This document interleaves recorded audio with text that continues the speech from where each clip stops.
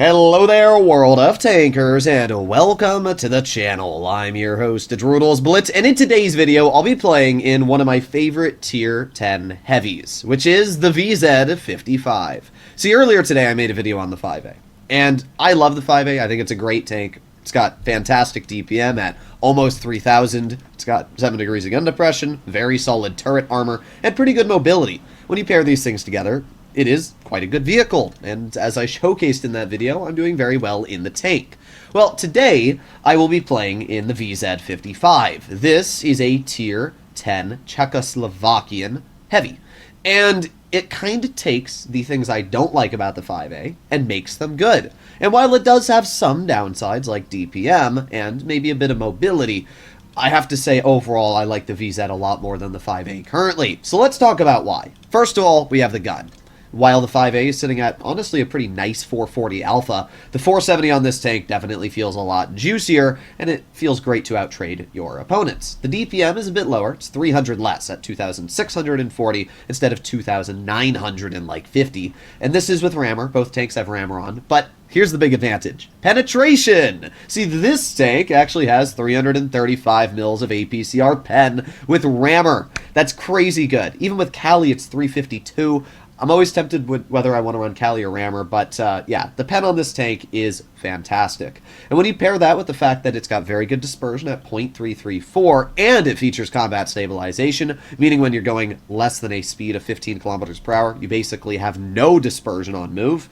Yeah, the VZ is great. It's also got 7 degrees of gun depression, making it fairly flexible, and it can still reach a top speed of 38 with a very solid power to weight. So, in most regards, the VZ55 is a very solid contender for what you would want in a heavy. It's got mobility, gun depression, decent damage per minute, very good alpha, and it's got very, very good accuracy for the most part. And obviously, like any tank, it does have downsides. Its side armor is pretty dang bad. I actually really like the 5A side armor. It's more like a Soviet heavy, where it's got a lot of troll spots. I bet a lot of you have had that little shot trap on the side of the tank where it just randomly bounces. Oh boy, we have a stock E100 who is going to medium flank. Well, that's not very good. I don't know what to say there. But yeah, side armor on this tank, not great. The roof is pretty easily overmatched, especially if you're able to hit that hatch. In a face hug, it's very weak because of how easy the hatch is. So there's definitely areas where I don't love the VZ, but there's also areas where I think it's fantastic. I mean, look at the mobility on this tank. After they buffed its power to weight, it's so maneuverable, and it honestly feels great. Like, yeah, it's not... Oh... It's not the craziest when you're using this tank just for traverse speed. It's pretty bad on traverse, but it's fine.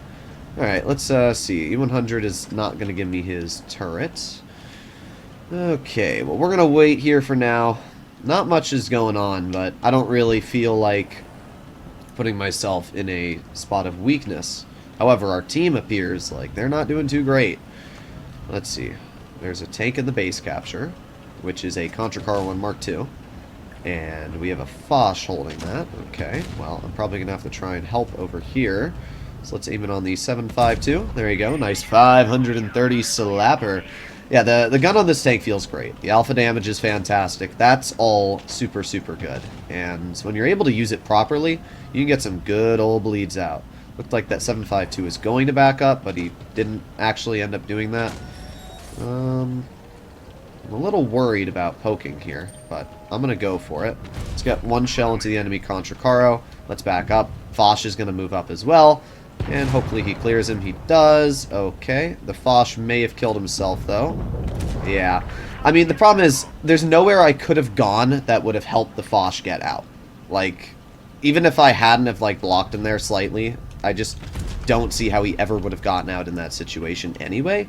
So, that's the problem. Yeah, I don't know what to say about this team. This is definitely going to be a loss, but there's not much that can be done when this is the result of your team to begin with. Let's see, we got the 100, and he's just not showing me his weakness, but there you go. Easy shell. Unfortunately, he hits me back again for another 670. The 100 is such a dangerous gun. Alright, well that guy's dead. WZ's going to miss me. Okay, well that's pretty nice, I will admit that.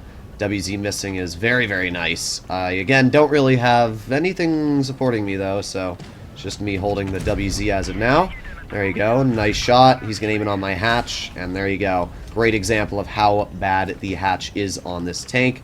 It's pretty dang bad. We're going to aim it on the 100. Get a nice 588 shot. That was a max roll as well, which is always pretty good. We're at 3,300 damage. I mean, we did fine for what it is. And that's why I like the VZ. Like, it has a good gun. And it's got enough armor to get the job done. It's good when it's hull down, though. Obviously, on flat ground, just like any tank, you got a big lower plate. And as I said, in a face hug, the hatch does nothing. Like, anybody can face hug this vehicle, and they will instantly dome you in the roof. It's very annoying, but, I mean, what are you going to do about it? So, yeah. Oh, well. But we did a pretty solid result. I would say close to 3,500 because that WZ rammed us as well. And there you go, 3,422 damage, which obviously places us top on the team. I mean, there's nothing you can do when you're given an E100 that's running the stock gun, an E5 that does 0 with a 42% win rate. I mean, my whole team appears to be, like, bad. Like, very bad. So, there's just not much you can do in a situation like that. But getting out a decent amount of damage, like we did, is quite solid. And, again, can't really get all too mad with the VZ there. Well, this is a pretty good map. We are on Dead Rail, which obviously allows us to get hull down, to use our good gun, and get some bleeds out. So we are going to head up towards the middle of the map, and see what we can do. We have a no camo 57 heavy, which isn't the most confidence-inspiring, but we do have a concept, which is always pretty nice, so I guess we'll see. We did get pretty lucky with our first team there. Also, holy, my shirt is so white with my monitor. Oh, that's great. Alright, well, let's move up. And there's the enemy BZ. Nice shot into his vehicle. Unfortunately, our concept over-poked way too much and allowed that BZ-75 to cut right through his turret. Okay, well, let's move up a bit. And we just have enough pen to cut through the U-100 turret. As I said, running rammer on this tank is honestly a very effective thing because you don't need the pen too much. You have just enough to butter through your opponents. So this is where the VZ feels great. It's just like a 5A in this regard, where you get hull down, and there's not much your opponents can really do, unless it's a 183 or something that, you know, shoots you, then whatever, I guess. There's nothing I could have done about that. We probably got hit in the hull. Yeah, we definitely did, because we have a damaged track. So I don't think that was a 183 that ended up hitting us. It's just a tank camping in that back bush. I still think Dead Rail is the worst map in the game, because why am I punished for doing my job on the hill here? It's like, oh, you want to shoot the enemy heavies? Here, get shot for 700. Like, huh? Okay. Like, oh, okay. Alright, well, we have the E100 here. I'm not able to hit him currently. The only way I'm going to hit him is if he pokes. Alright, well, let's see. Yeah, again, like, do you see how exposed you are? You don't realize how far you have to drive out, but it was definitely the 183 that fired at me, because we can see the grill, we can see the rest of their team. So, ideally, best way to work this position would be to move over here, right in this spot. This is the best angle that I can go to.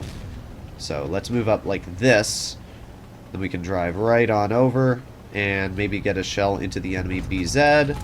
Okay, well, that's a little annoying, but there you go.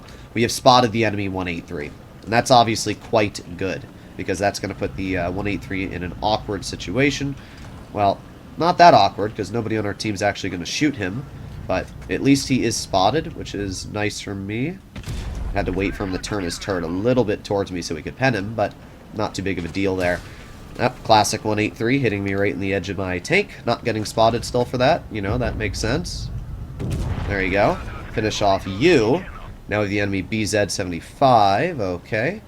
I like how the only health we've legit lost this entire game is from that 183 at this point.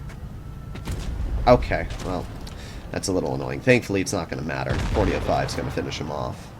Okay, well, let's move up. I'm telling you right now, it's going to make me a very happy man to kill this 183. That's all I'm going to say. I'm going to wait just a little bit for my 4005 to move up. There you go. 4005 does get him spotted. 183 shoots, and we get a nice 440 roll into his tank. And now we're going to move up a little bit more, and we're going to aim it on his vehicle again. Here we go. We will obviously get 2 shots in for his 1. So there you go. Another 460 roll. Pretty good stuff. We only have an E4 left on the other side, so not too much of an issue. I'm going to pretend like I'm going to poke over here, then I'm actually going to poke this right angle here. There you go. And he bounces. Big stinking L, my dude. Big stinking L. So there you go. This is the VZ55, and this is why it's a great tank. It's just able to do so good when you're hull down. I mean, yeah, the 183, there's nothing you can do about TDs on dead rail. If you want to make plays and you're going to get damage out, it's basically a fact that you're going to have to bleed health. You saw I even maneuvered my tank in a way that the 183 hopefully couldn't hit me, but he still managed to slam a shell on the side of our hull for about 1,000. So, oh well. But at the end of the day, we did 4,000 damage, and we supported our team quite well. We held, and this is why I really like the VZ. It's just a solid tank. You can drive it on town maps, and you can do well. You can drive it on hull down maps, you can do well. The mobility is solid, the gun is solid. It's just a great, fun tank. Let me know in the comments down below what you guys think about this vehicle. But I would say if this is kind of your cup of tea, this is the kind of tank you want to grind, it's definitely a good shout. The only thing I will put out there as a warning is that the line itself is kind of mediocre on the grind. The TNH TVZ51 is mid. The TNH 105 is alright, but the whole line is not that great. It's a lot more enjoyable to grind other tier 9s and 8s, but it's not the worst thing ever. But once you get to the tier 10, I do think that this tank is worth it. It's a fantastic vehicle. I'll see you in the next one. Bye-bye.